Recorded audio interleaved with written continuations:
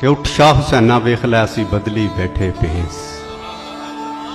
उठ शाह हुसैना वेख लै असी बदली बैठे भेस।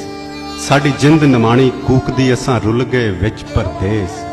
साडा हरदम जी कुरलामदा साडी नीर वगावे अख। असां जिउंदी जाने मर गए साडा मद होया वख। सानू सप समय दा डंगदा सानू पल पल चढ़दा जहर।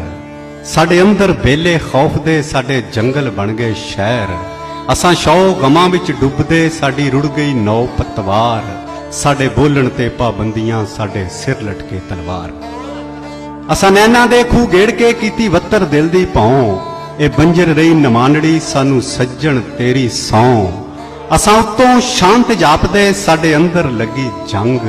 सानू चुप चपीता वेख के पे आखण लोग मलंग। असां खुबे गम दे खोबड़े साडे लम्मे हो गए केस। पा ताने बाणे सोचदे असां बुणदे रहंदे खेस। हुण छेती दौड़ी बुल्लिया साडी सूली टंगी जान।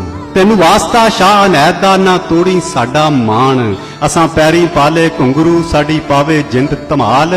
साडी जान लबां ते अपड़ी हुण छेती मुख विखाल। साडे सिर ते सूरज हाड़दा साडे अंदर सीत सियाल। बन छां हुण चित्र रुख दी साडे अंदर पांबड़ बाल।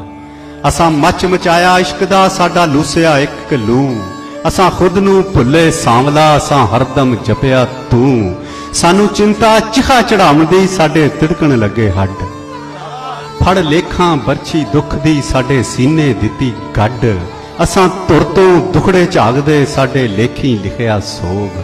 साडी वाट लमेरी दुख दी साडे उमरों लम्मे रोग।